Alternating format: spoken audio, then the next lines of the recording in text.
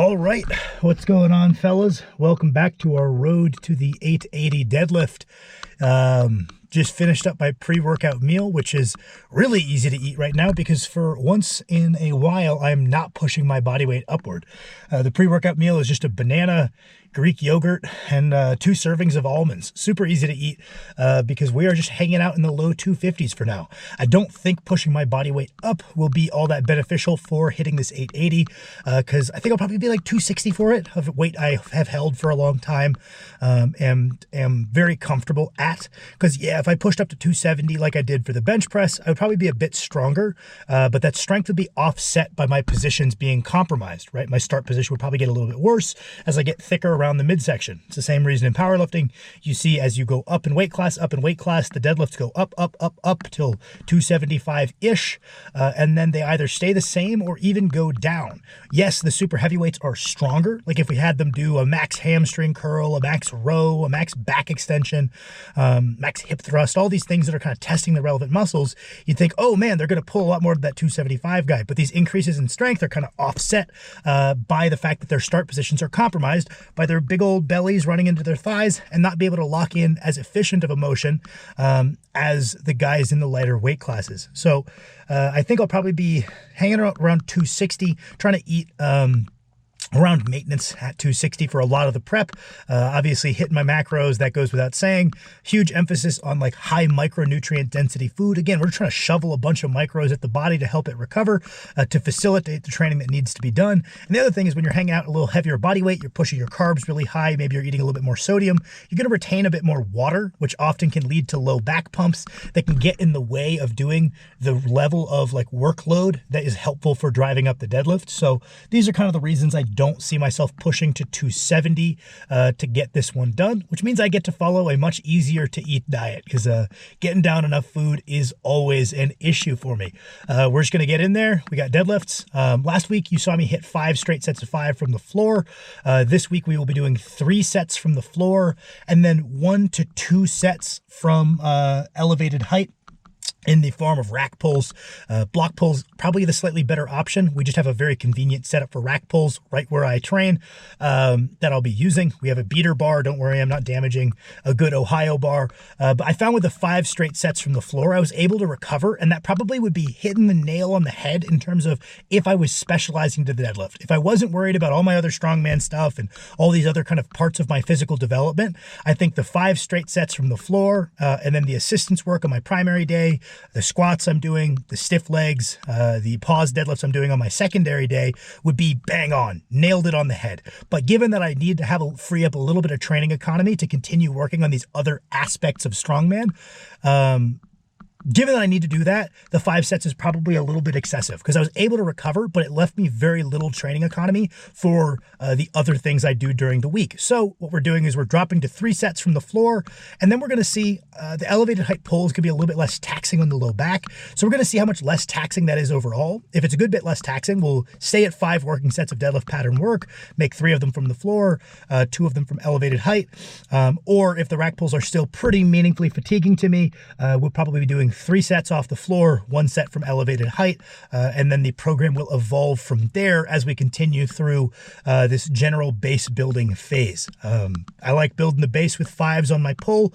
As a guy with like less advantageous leverages, I find that kind of doing an extended strength phase and building a greater number of 5s than I would my strength phase is very beneficial for this idea of like the base phase, whereas I might be putting in sets of 8 on my squat, sets of 10 on my bench press, and doing a more traditional like hypertrophy oriented phase.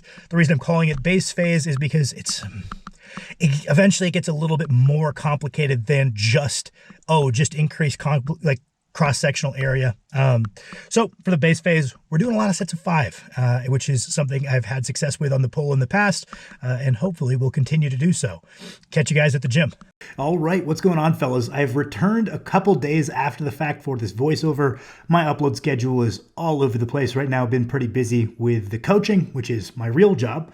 But that being said, we're getting back after it. Me and Kirsten are going to do our weekly Q&A because those don't get the most views But I've always really liked those longer-ish format Q&As. I think I've learned a lot of the things I know from people I think are the smart people in this lifting world, listening to their Q&As. And yeah, a lot of the questions are generic sometimes, but sometimes you can pick up on nuances on how people think about things a little bit different. And because I've learned so much from different Q&As on the internet, I feel a slight obligation to attempt to give back and do my own. So we're going to be doing that this week. You'll be getting it later in the week. Usually we upload those on Sunday.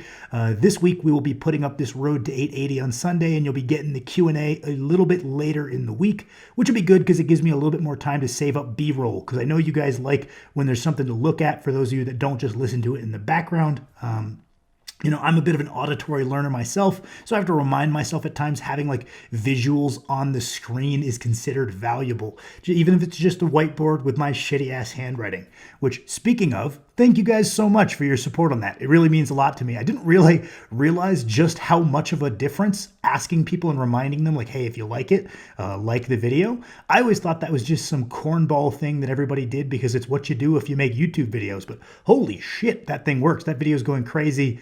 Might be the most likes I've ever gotten on a video. I really appreciate you boys. It means a lot to me. Part of that's also every time I make a video that's like my top XYZ for XYZ, it does crazy. It's just a format YouTube seems to like. And then also I made a thumbnail. So maybe I'll keep up with that because I'm trying to get filthy rich, not just get some strongman equipment. I'm trying to full sell out. I'll be shilling for test boosters any week now. This session went damn well. My 3.5s at 6:05 moved really well. I opted to do a full reset on the final rep here just for some more really specific practice. And if anything, my first reps are feeling like my best reps. It's pretty easy to get into the habit of second reps feeling better because you have a negative to pull you into this nice start position. But if you're training for a single, you want your first rep to feel like your best one. And I'm in that state right now.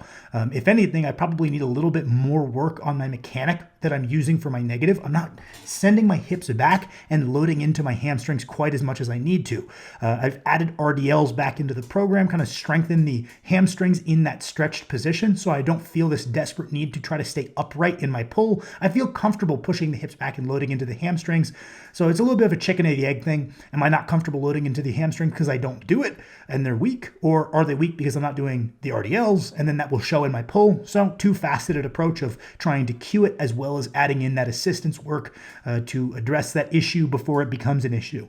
Elected to keep it a little light on the rack pulls today because while they felt very easy, I could feel that I was doing them wrong. Haven't done elevated height pulls since my last strongman show, so a little bit rusty there. Gonna push those, gonna stick to one set. So we're dropping to 4 working sets of deadlift pattern work on this session. We then moved on to the pause squats where I'm taking my grip out a little wider. I kind of was grandfathered into this narrower grip on the squat because when I was much smaller, that grip worked great for me.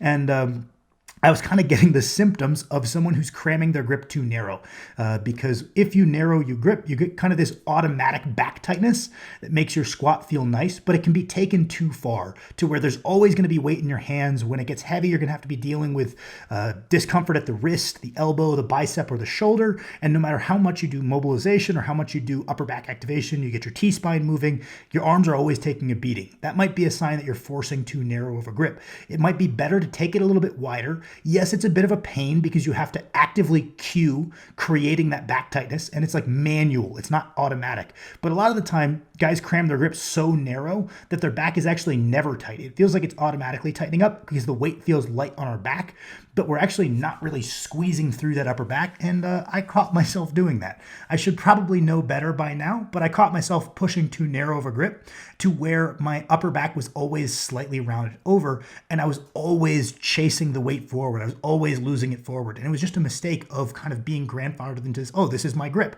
Well, I'm quite a bit bigger now than I was when I selected that grip. So I moved it out to finger widths. And this was my first session kind of using this new small alteration to my technique. And so far, I've been doing this for long enough to not be like, I've solved it. I'm on to something, guys.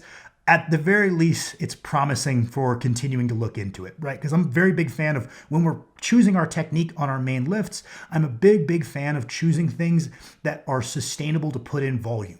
I don't like choosing things that are slightly stronger in the short term, but they really bang us up, whether that's a specific deadlift technique, whether that's a specific bench grip. If you say, yeah, man, I'm a little bit stronger with a wider grip, but I pick up pec strains all the time, I would probably just select the narrower grip that's going to allow us to put in way more volumes of aggressive training and see more progress with time, and it'll win out in the end over this one that's stronger in the short term. So I'm big on selecting techniques on our primary motions, whether you're a power lifter and those are the squat, bench, deadlift, whether you're a strongman and these are just your basic developmental tools of pressing and pulling and squatting. I'm big on selecting techniques that optimize your positions and let you be strong, but also are really sustainable for putting in long bouts of training without banging you up. So hopefully that's me following what I say I do and making a small alteration to my squat technique to make it similarly productive but less taxing on my body. Thank you guys for watching. I appreciate you as always. Also, one more thing I forgot to mention, I'll loop this last clip so I can say it. If you have questions that are super specific to you, I do try to get back to everybody that messages me on the Patreon with their specific training questions. If you just want to kind of get my general thoughts on something, that's the best place to reach me. It's gotten really, really hard to keep up with like Instagram DMs and whatnot. So I appreciate you guys.